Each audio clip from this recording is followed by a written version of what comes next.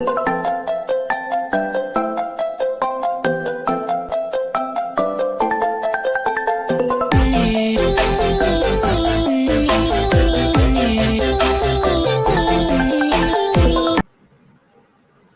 and gentlemen, welcome to the third episode of the Allheart podcast. This is the series that I like to call Life Changes Us, in the fact that it's a focus on individuals and their passions or experiences. Last time that we were talking, we talked with Al Purvis about his experience with TikTok and social media management, and the time before that, we talked to my dear friend Kate Heimberg about his experience with long COVID. This week, I'm excited to introduce Tristen Kuhn. Tristen, how are you doing today? I'm doing good. How about you? Doing well. You want to give the audience a little bit of background about yourself?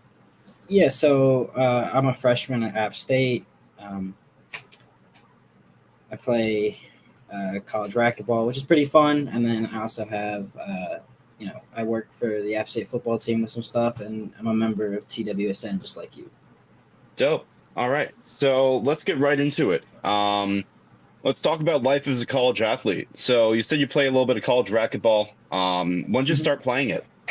I really got into it like about the past 6 months or so. But beforehand, I played a little bit with my grandfather, like two, 3 times here and there, and then eventually got here, and we just kind of picked it up from there. Dope.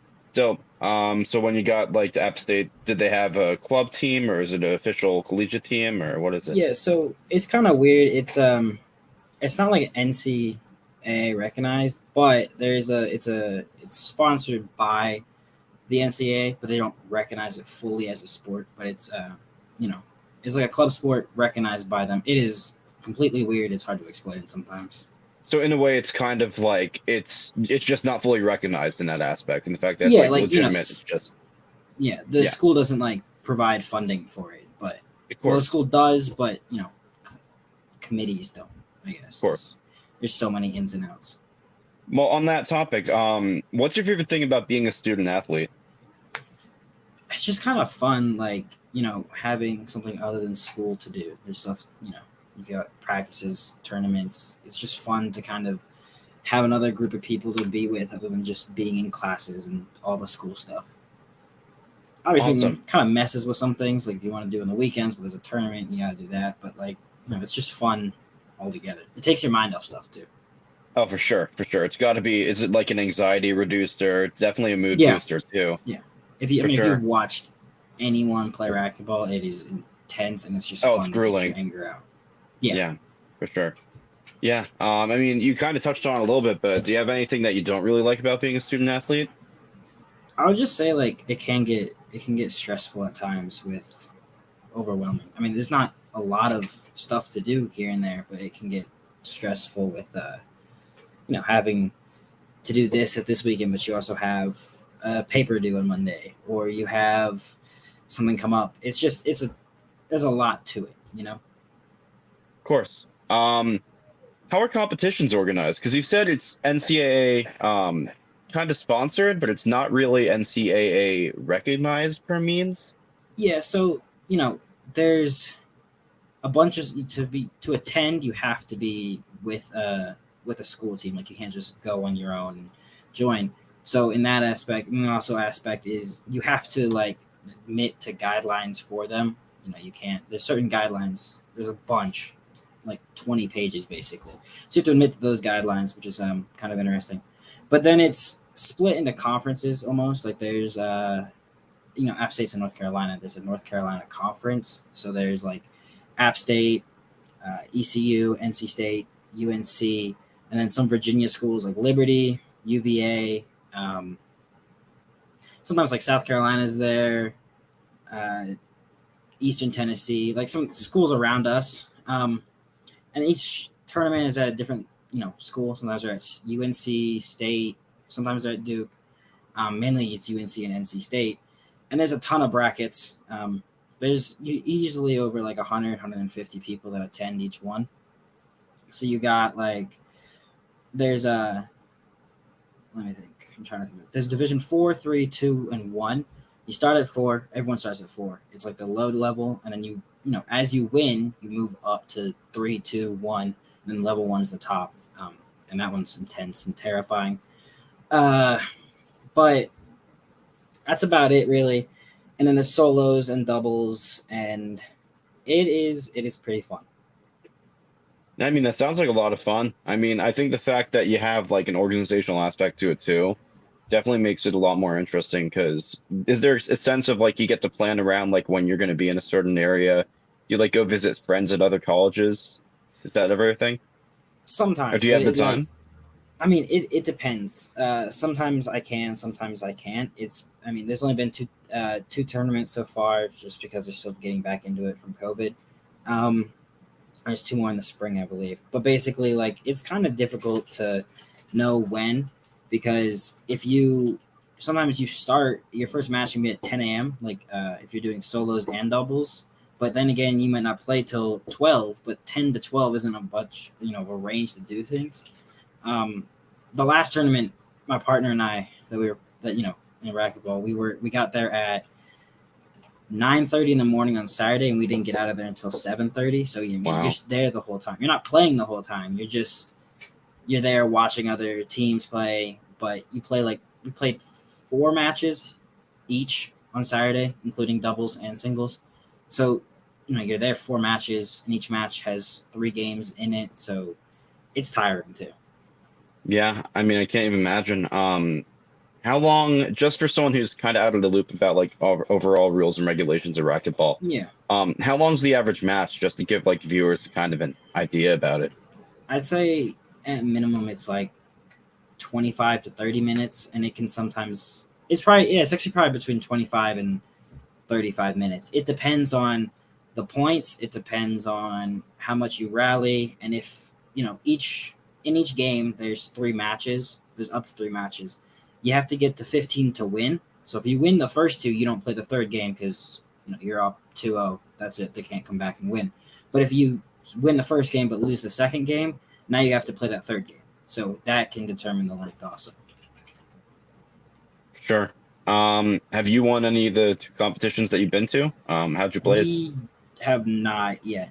We Okay. came our first tournament. We came second in doubles, and then didn't place. And then for our second tournament, I believe my partner came. I believe it was fifth or sixth in singles. I got bounced first round. I also got hurt, so that kind of messed me up. And then doubles, I think we came like fourth. Um, you spoke to me about how good nutrition is essential in the sense of being a Yeah, college aspect, of being a college athlete. How do you focus on nutrition as a college student I and mean it's student kind of athlete? as a freshman, it's kind of difficult because you got you can't obviously you've been in the dorm, you don't have a kitchen in your individual dorm, so you can't cook what you want. But uh, so you got to go deal with a dining hall, but the dining halls are usually relatively healthy, and I think for anyone, you can find healthy foods if you want to find healthy foods. Um, and that's the one thing also at racquetball is it's not like specific. You have to meet this guideline, this guideline, and this guideline. As long as you're in shape enough for you that you feel you can move, you can run, you can keep up with it, you're in a good spot. But like, it's not like football where you have to be this weight to this weight and have this much muscle mass. Of course. A question I was wondering, especially since you're a freshman, how's the tryout process? Is there one, or is it kind of like club team where everyone kind of just joins it? It's kind of like it's both in a way. You know, we were just me and my friend. We were just playing in the gym racquetball courts, and they kind of just coach came up was like, "Hey, you want to join? We should sure." But there is kind of a small trial procedure, I guess I'd say. It was like everyone can go to the tournaments, but at a point you kind of gotta realize like, do I want to go to the tournaments or do I want to do this or that? Because it is a pain sometimes if you're not the greatest player, it's hurt. It's not fun to drive 3 hours, go to the tournaments, and get bounced like second round. So I guess it's more of like a mental tryout in your own way. For sure. Just transitioning a little bit to scouting work and your experience with App State. When you Yeah. first get involved with the App State football team? So I've liked doing kind of scouting both college player, well, mainly college players, some NFL stuff. Um, and I just realized I spoke with a buddy who works in the scouting industry, and he didn't get his start with college, but he knows quite a few people that did, and they basically said send some examples to a group or a player, or I mean not a player, like a personnel, that's the word, that at the school, and just see if you can get involved. So I did, sent some emailed back and forth a few times, sent some examples of my work, and then got started. I sent these like in July, and then everything got organized in August, and I've been doing it since August, basically. It's awesome. Specifically with scouting, you just spoke on it a little bit of how you got involved, but so far, what has your experience been in like the scouting department for App State? There's limits of like stuff I can and can't say, but Mhm. it's pretty involved with like right now, since it's the fall and there's recruiting, is watching 2023 guys, 2024 guys, trying to figure out, you know, what there is to, evaluate them, stuff like that. But I think as the spring moves around, I'm not 100% sure what I'm working with, but I believe I'm probably gonna be working more on like film and stuff like that, which is, I enjoy that more than watching high school film. I think Oh, goes it's against dope. that, but it's just more fun. So for people who might not understand, how does the transfer portal work? Because you and I had emailed a little bit about it. That is still a giant question I kind of have. Hmm. Um, there's one main website that tracks every transfer. You have to put your name in. You have to put if you're a grad student, if you're on scholarship, stuff like that. And then that goes into this website, I guess. And then from there, any college can see it. Any college can see your email, contact you. And then, the being on scholarship is huge. Being a grad student is huge. And then what's funny about the portal is it doesn't really show any information other than the name and that information. So you got to research them on somewhere else, like ESPN or that school's website, to find their position, age, weight, height. It's kind of funny. I don't know how that's not on there. Um, so once you get contacted, if you're interested, you can you can choose to either just straight up commit, or some players go and visit these schools even though they're still committed to their original school. They can go visit other schools and see if they like it. I know Quinn. I don't remember his last name. The Ohio State quarterback. Quinn Ewers. Yeah, he's doing a visit to Texas Tech in a few days. So he's still committed to Ohio State, and he's still a member of the Ohio State football team. It's just until he officially transfers, then he's still. So he can. Right now, he's in this like gap stage, I guess, where he's committed, but he's uncommitted at the same time. So he can go visit other schools, talk with them, get offers from them, and then eventually you pull those offers together, and it's just like normal commitment. You commit to a school, and you got to transfer all your stuff. Well, when we're talking about football players potentially moving, could also involve coaching staff and stuff like that. What do we think about the Lincoln Riley move to USC? It's surprising, but who would rather live in Nebraska than LA? Yeah, LA is I more mean, nice. It is yeah, surprising though. You can already see the impact he's having. Obviously it was a surprise he left Oklahoma. Uh, he never said he would stay at Oklahoma, just said he wouldn't go to LSU. But I think that one was a bit more surprising, was Brian Kelly leaving for LSU. yeah. I mean, that's one where it's kind of raising a lot of eyebrows here. Him trying to put on a Southern accent, Yeah, um, confusing a lot of people. Stories coming out about how, obviously don't want to sever any ties with Brian Kelly here, but there was a story that just dropped about Matt LaFleur and Robert Saleh and the yeah, they stuff he had did to that, them when they were grad assistants. So a lot of yeah, bad press has come out about him recently. which is What do we think? it's surprising. Yeah. Well, judging by the fact that even though you're in North Carolina, South Carolina is obviously nearby. We got a lot of rumors swirling about Dabo Sweeney and potentially the head coaching job of the Las Vegas Raiders. Do you have any idea on that? I don't. I think that only started because he was at the game today, but Yeah. I would not, as a Raiders fan, I would probably not be the happiest. Just nothing against Dabo Sweeney. It's just he's like, we've seen college quarterbacks go to the NFL, and really which ones have worked out as of late. I know there's Pete Carroll, but like Matt Rule's been iffy in Carolina. Cliff Yeah. Kingsbury started off really bad and eventually worked his way up. I can't remember if Zach Taylor was a college coach. I don't think Taylor it was. wasn't. Taylor was just one of McVay's buddies. Yeah, And, okay, that's what I thought. I think Yeah. the main ones I think are Rule and Kingsbury right now. Yeah. I know Luke Fickell might. That'd be interesting. Yeah. That's one that people Matt are bringing Campbell. up for. They're bringing up Fickle as a potential hire for the Chicago Bears once Nagy goes. I think that'd be cool. That'd be good.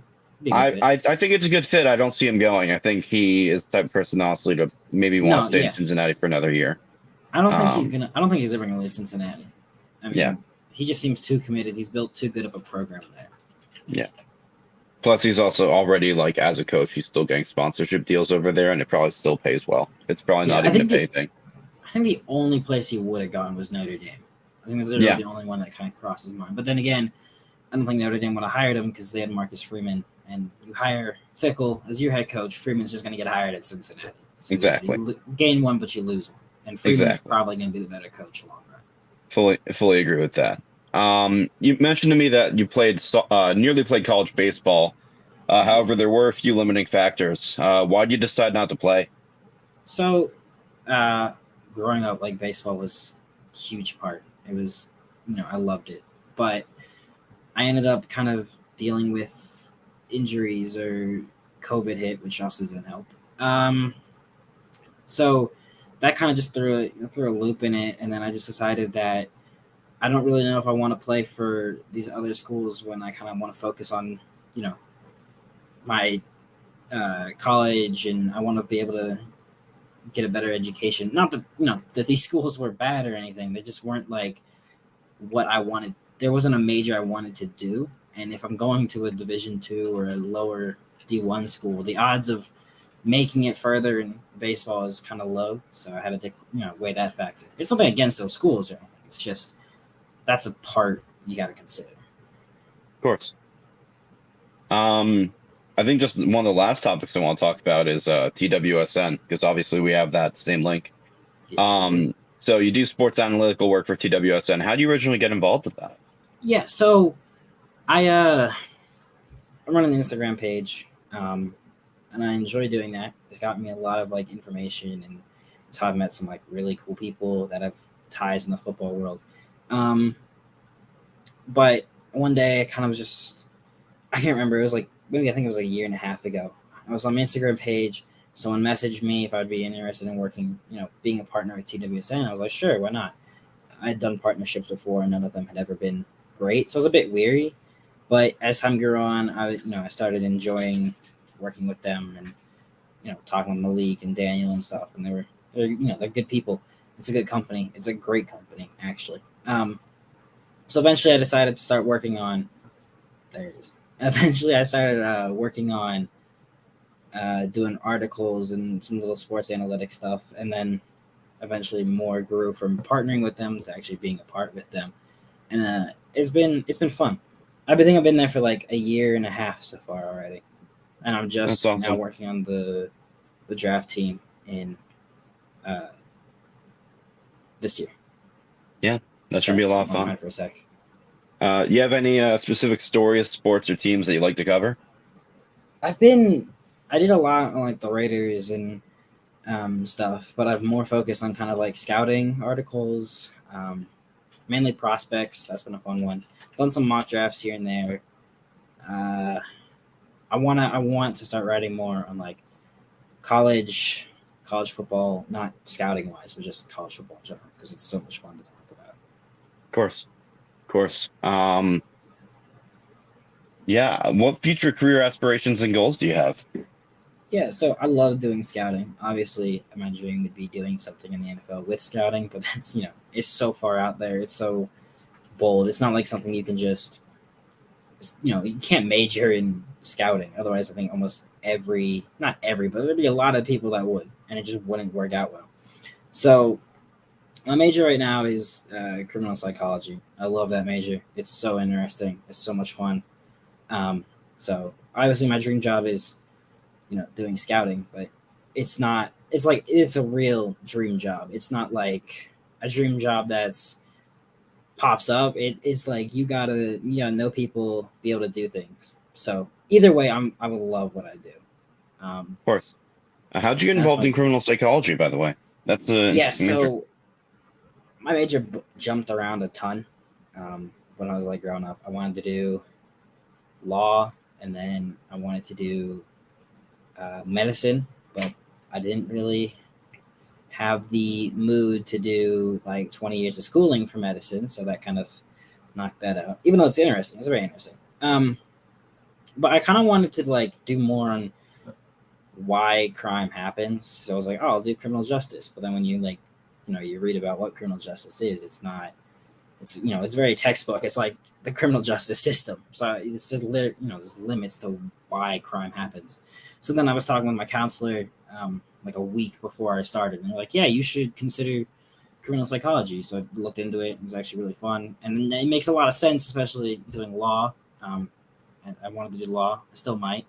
And then like growing up, I watched like shows like NCIS, CSI, the fun, criminal kind of shows that detective. It's a small major, but it's also a growing field. But it's also a very in-depth major. Like it's gonna take me 5 to 6 years to graduate because I got a double major and then all this other stuff. But it's interesting. That's dope. Well, one final thing, just touching back on TWSN, and obviously you're a big Raiders fan. I got two main questions for you. Number one, what's Darren Waller's injury situation as a fantasy owner and as a fan? So I think Ian Rappaport reported. Sorry, my earbud keeps falling out. I've been touching that a lot so far. Okay. Reported like I think it was after the Cowboys game. He reported that he had a strained IT band. I had no idea what that was. So I googled it, and apparently it like runs from your hip to your shin, and it can like rub against your knee. Apparently he'll be back next week, but I don't think. I mean, they're 6-6. Do they really want to push a star tight end to play on something that could snap? So I'd assume next week, but if not, probably the week after. I don't want to say anything, but I don't know if he'll be the exact same because it does limit your running and your athleticism. So hopefully he is. Well, another question for me is, I don't think Rich Bisaccia is the answer long term. Yeah, no. We're looking at the coaching cycle from this upcoming year. Who do you think is going to be the top prospect that the Raiders are going to go after? So I was gonna say Joe Brady, but he kind of got fired. So even though that was totally undeserved, he was given nothing to work with, and they were basically threw him aside. They blamed him for not giving him stuff to work with. Doesn't make sense. He'll land on his feet elsewhere and be a top offensive coordinator for a couple years, and then get hired as a head coach. Chicago would make so much sense for Joe Brady, with if they retain Allen Robinson, but you got Allen Robinson, Darnell Mooney, David Montgomery, and Justin Fields. Like that would be somewhere he would love. He'd work so well. But for me, I guess I'd have to say my top options are probably Byron Leftwich, Kellen Moore, or Eberflus. I don't know his first name. The Matt Colts Eberflus, DC. DC the Colts. Yeah, I would Any say opposition? the ball, but he's just so on and off. Okay, that's been your main thing for him, because I remember a few months ago we were talking about it, and I think you had said Duvall. Me and someone, I think it was Nader, we were just going crazy about it. I mean, I like the ball. It's just the only issue is he's so wildly inconsistent, and the Raiders have dealt with that so often. Is wildly inconsistent play. I mean, coaching, and also he's very conservative, which is an issue. You can't be up 24-10, and then all of a sudden it's now 24-21, and you're like, oh, what happened?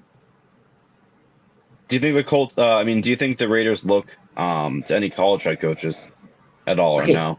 I was going to say Brian Kelly because he just seems like a Raiders type coach, but that's not going to happen because he's at LSU now. I also don't think Kelly would ever leave Notre Dame for the NFL.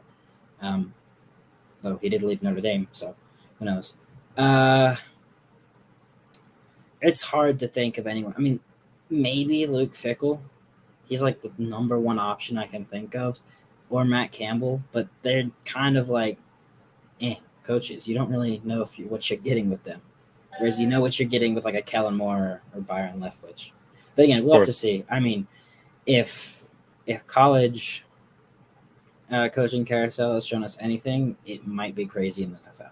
I mean, we've seen Lincoln Riley, Brian Kelly, Brent Venables finally leave Clemson, and then I can't pronounce his name. The Oregon head coach leaving for Mario Miami. Cristobal. Yep, he's leaving for Miami. It's been crazy. I mean, yep. It's a crazy. Bill Napier just left for Florida. Yep. Which is going to the SEC, like it should, is going to have the craziest coaches ever. I mean, you got Saban, Kelly, Kirby Smart. I don't know why I forget his name. Yeah. Lane Kiffin's still there. Do you think if Napier succeeds in Florida like he did at Louisiana, you think he's going to be short term there and then go straight to the NFL? Oh, no doubt. I mean, he's a genius as a coach.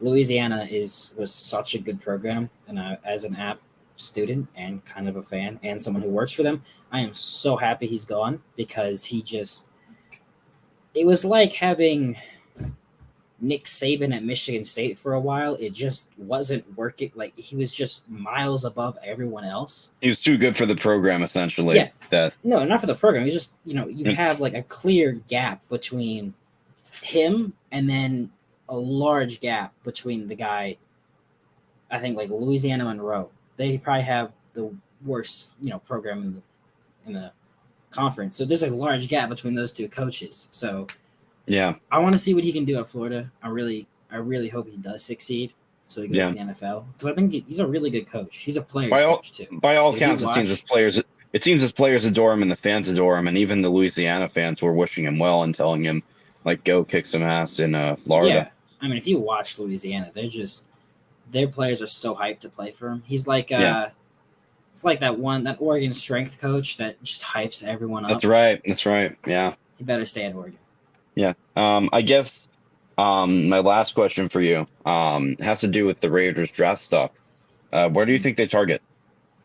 So that is a total, I don't know. They need another corner.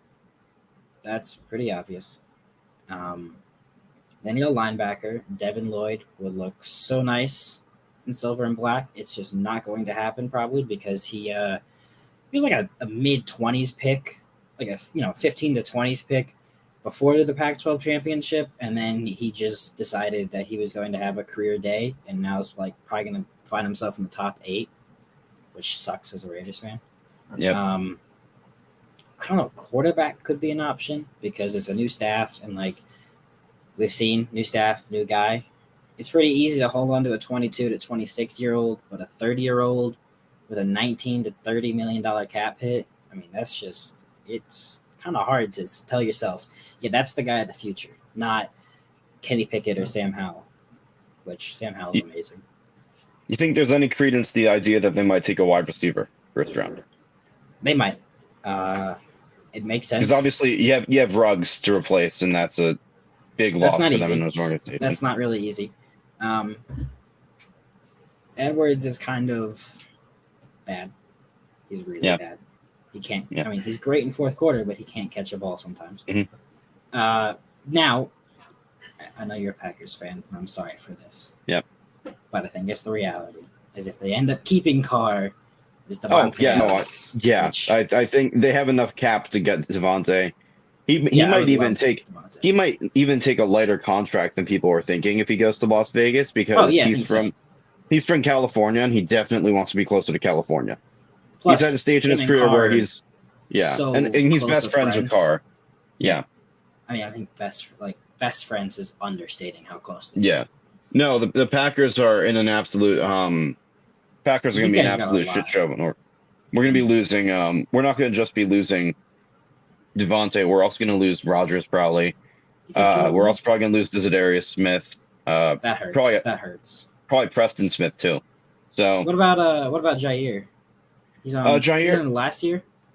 I'm trying to think if it's his last year. We're going to re-sign him. Obviously, I think that's going to be the one guy we re-sign. I think we prioritize him, just because like the fact that we finally have another lockdown corner after years of having like insufficient cornerbacks. Yeah, you Um, guys have show. I mean, you got Rasul Douglas. yeah, Who's I mean, Rasul's budget not bad, Trayvon honestly. Diggs. Rasul's Budget been playing Trayvon pretty Diggs. well. Yeah. Well, he's But like, I mean, he gets a pick and then he allows a Odell he let, 56-yard touchdown. yeah. I mean, it's something where it varies every game. I just watched them, and the position I want them to draft the most, especially since Devontae is going to be the biggest. Even if Rodgers goes, I think Devontae is going to be the bigger casualty, like the biggest like loss for us. Mm-hmm. And it's just because like we're going to lose that wideout, where a lot of people swear by MVS. I don't think MVS is ever They're going to be a wide not. receiver one. It's And then MVS. Like, he's a great second.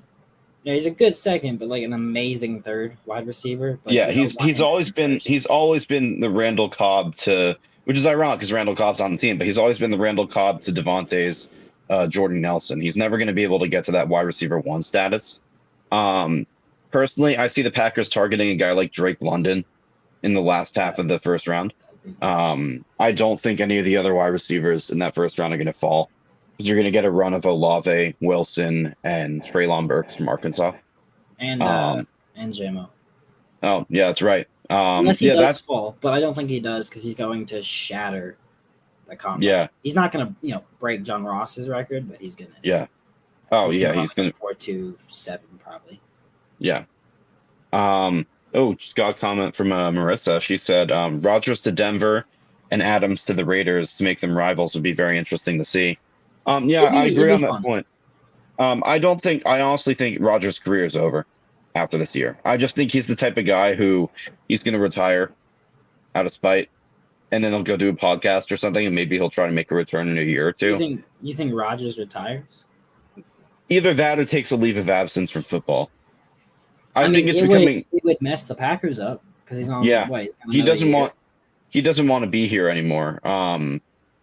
It's pretty glaring to me and all the other Packers fans, just like how much he doesn't want to be here. It's been evident even since he started with us that, like, even though he likes Wisconsin, he did not want to be drafted here. He very obviously wanted to go to San Fran. Yeah, he wanted to stay in California. Yeah, he grew up a 49er fan. He went to Cal, obviously. A lot of people grow up other fans than the team they're on. Yeah, but he was like, he worshipped Montana, I think.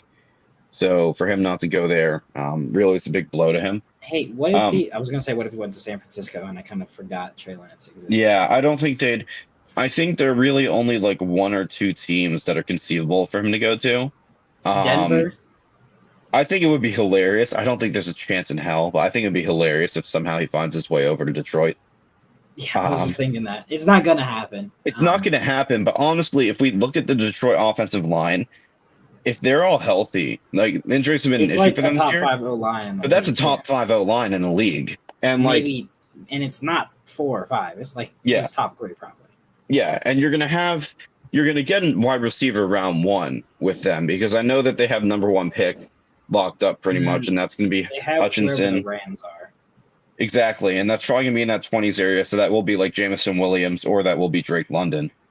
Like you're going to have that. Amon-Ra St. Brown like has been pretty underrated in his first year. He won them the game today. Yeah, Literally. he's been pretty good. My boy Quintez Cephas is over there. He's been struggling with injury, but he looked good beginning of the season. So And they is, got Hawkinson. Who else they have? They have Reynolds. Dev Josh Reynolds. Reynolds. That'd be. Khalif I mean, Raymond. he's not great, but he's solid. He's serviceable. There's a ton of free agent wide receivers. Oh, not yeah. saying not saying Godwin or Gallup is gonna go to Detroit, but like DJ Chark might.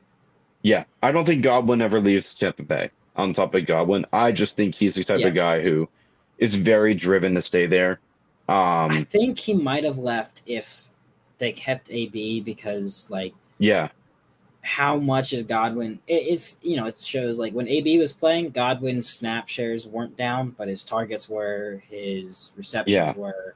Well, it looks like it's AB's last year in Tampa Bay. It might be AB's last year in the NFL as well. Yeah, that's true. He's got he's that issue is not working out too well. Yeah, I mean it's interesting if you look at the aspect of by all accounts, both Godwin and Mike Evans seem to be locker room saints. Like you have not seen, I don't think in a long time it hasn't been. you haven't seen a pair of wide receivers like been that well respected. Besides, I guess like you could make the comparison to Robert Woods and Cooper Kupp on the Rams. But Hmm. like they're incredibly respected in the locker room, and like Godwin seems by all accounts like a really good guy off the field, really good He example does. for the community around him. He does. I just think he's a lifer in Tampa Bay, and if he leaves Tampa Bay ever, he stays in Florida and he'll go to Jacksonville or Miami. Just I could he's see that. not Yeah. yeah, he's not gonna want to go out of that state. He has a foundation already set up with his I don't know if it's his fiance or his wife. Yeah. He's Um, not leaving. He's too he's not close. leaving. He's not leaving the state. But then Um, there's a lot of receivers in free agency. I oh mean, yeah, there's Mike Williams. Though yeah. he's the one I don't know. Like, does he leave LA? Does he not leave I LA? think he leaves LA. I think he gets overpaid wherever he goes. I love Mike Williams. I just think he's way too up and down. There's DJ Um, Chark. yeah. Personally, There's I Adams. think a team that's going to fly under the radar in the aspect of maybe getting Mike Williams is the Pittsburgh Steelers. I It think makes a ton of sense. you have to think that Juju is not going to Gone. be able to, like, So Juju's he's gone. It hey, sucks. Juju in Detroit. I'm just saying, he'd bring That life honestly into could that make team. that I could mean, make hey, sense. Detroit sports are kind of coming back. Yeah. There's Well, well, the Lions are the Lions still, but the Pistons are okay. The Red Wings are okay. Michigan is oh pretty yeah. good. The I mean, Tigers, I don't know. do you think that with Michigan's success, do you think Aiden Hutchinson is going to be the number one pick to the Lions? It would okay. I said this earlier. Thibodeau like makes more sense, but well, yeah, Thibodeau is the better player. It's not really a debate, but Hutchinson just fits more. He's more fun to not he's more fun, but I think he's better long term, and also you keep a guy from Michigan in Michigan. Like it's Yeah. just too. I'm not saying storyline, but it's just too good of like a story to happen. I mean, I agree with you. I think the story just writes itself. I think for me, It's it's just a like lot of 1A and 1B. yeah, it's like Pickett, Thibodeau, the Steelers. Thibodeau, Like, by all accounts, is the better athlete and probably higher ceiling. But mhm. Hutchinson for me is higher floor easily and maybe almost equal to just as high, like or slightly lower ceiling. But he's I think still very good. I think I agree with you on that one. I think Hutchinson could be really good. Yeah, Well, he's going to be really good. I think all three of the top three projected edge rushers in this draft are going to be excellent. I think Karlaftis from Purdue. I don't think he's getting nearly enough attention. I He don't know if he's shredded the us when third. we played them. I don't know if he's Uh, the third, dude. I know it was who? Was it Drake Jackson as well? Is he? I probably would. My third would have been Adam Anderson, but he has the off-field issue. So, Yeah, uh, I think then you have Anderson's from Georgia, right? yeah, Was he the pending rape allegation? Was that what it yeah. was? Yeah, So I mean, I don't. Yeah, I don't think a team's gonna take a chance on him before maybe the fifth or Drake sixth. Jackson's there. Yeah, What else is there? There's in I can't say his last name from South Carolina. In Gare. I can't say it. I'm not even gonna try. okay, I know exactly who you're talking about, but Then, yeah, no, I know. but the one that flies on the radar for me that I think could like, even though I'm a Notre Dame fan, that could crazy boost his stock at the combine too. It's already gone up. Is Isaiah Foskey? Then again, Yeah. he might go back to Notre Dame. I don't know. Yeah, He can no, cover. I he think can run. I think he should go back because he had 8 sacks this year. But if he goes back next year, and he's still like a bit raw, but if he goes back again, plays under Freeman as a head coach, as the head coach for another year, he could like jump his way into top 5 pick territory. yeah, I mean, I'd have to agree with you on that. I've loved watching him play. Obviously, from my Badgers, we only really got like one guy for next year that could reasonably be in the top 10 or first round pick, and that is Leo Chenal. I Yeah, think he's love playing Leo out of his Chenal. mind. I think he will probably be the highest Badger drafted, probably since Melvin Gordon. When was Gordon? If he's Gordon was like 16 or 17, so I I don't know expect if him to go in Chenal like. can break that though. I don't think he's breaking. I think he's going later half of the first round though. I just think Okay, got you. he's too good of a linebacker to slip past the first round. Obviously, Jonathan Taylor should have. But John. I mean, when I was watching the draft live, I extensively looked at all the running backs like tape, and my opinion, even though I did have the Wisconsin bias, was just Jonathan Taylor was the most complete running back in that draft. Yeah, I don't know how you And take Clyde Edwards over him. I don't know how you take, because Clyde was like a third round pick. Clyde was I only think. taken because he I think it was catch the pass ball. catch. But like That the was it. thing is And that then they you don't can even use him to do basically, that. yeah, they don't even use him. They use him as just a regular back, and it's a little bit confusing at times. Kind of what they want to do with him. I still think that's like I love Clyde. I just think he's like he shouldn't be your primary running back. He should be in the Naheem Hines role. Like Yeah, I that think makes a lot the of draft, sense. truthfully, I think 1A and 1B. As far as running backs in that draft, although he did get hurt, he was showing off. Was Dobbins and Taylor. I think those two were 1A, 1B. I I want agree to with see that. how Dobbins recovers next year. I think a close second was DeAndre Swift, and then DeAndre third Swift's would. probably, I think honestly it's 1A, 1B, 1C. Yeah, No, that's fair. And then no, right actually, after them, probably right now it's Jonathan Taylor's 1, and then it's 2A, 2B, and then there's a large gap. and then it's CH. Yeah, I mean, who else was drafted in that draft? I mean, you had Cam Akers, you had Zach Moss. Zach Moss has been underwhelming to me. I That whole rushing scheme from the Bills that's one reason why I think that does hurt Daboll's stock is the fact that their rushing game isn't able to really do Doesn't work. anything. Yeah, and they have talent too. Yeah, Lynn I mean, Bowden was drafted, which made no sense. yeah, There's AJ Dillon. yeah. I think. I mean, And then Dylan is if you looking think like a about it, beast for us. it's coming. That was coming off of a rough 2019 class. Like I think teams overdrafted guys. Like 2019, there was Jacobs, who's been all right. I mean, he started out amazing. Like he was on pace after I his had him rookie as my year offensive alone. player of the year pick last year. I'm not even gonna lie. Like I thought he was gonna show Jacobs. off. Yeah. Okay. I thought you meant like after year. I was like, what? But No, now I last realized you year. mean before. Last year. Um, yeah, I mean, Jacobs probably should have won Offensive Rookie of the Year. That's how good he was. Yeah. And then he slipped, and then this year he's really slipped with health. Yeah. And now it's even a question if he'll get his 5th year picked up. Like he's making Yeah. the 10.1 is tough. I mean, what else? You had Miles Sanders, who's been all right. Like he's not been anything I don't even think over it's the Miles top, Sanders' fault. I think it's Nick Sirianni's coaching. which makes no sense. I just think the fact that they don't want to get him involved as a runner and instead, like, Kenneth Gainwell is good, but Boston Scott, like, shouldn't be getting as much playing time as he is, and Jordan Howard shouldn't also be getting as much playing time as Jordan he is. Howard Like, shouldn't even be on the roster. Makes yeah, no I mean, sense. He's stealing. nothing against him personally. I just think he's not really, rosterable anymore. Yeah, and then, I mean, you had also who else was in that class? Montgomery. I mean, yeah, it's David Montgomery. Nothing against David Montgomery. He's just Montgomery. He's okay. Yeah, fully agree with that. All right, well, I just want to say thank you again, Tristan, for being a guest on the show. Oh, I've been Really, really appreciate it. I hope that I'm really glad that I got to learn a little bit about life as a college athlete, as well as some work in the scouting department. Definitely look forward to some more stuff from you with regards to scouting. Do want to get more updates, just about some of those competitions. Obviously, you're a freshman, I will just let starting you in it. But thank you so much for joining us. This has been the Allheart podcast. We'll be back on the 12th. That's next Sunday at 8 p.m. Central. We're going to have the CEO of the Right Way Sports Network, Malik Wright, on the show talking about his career and some other stuff. So until then, I'm Matt Blaustein. This has been the Allheart podcast. Have a great night.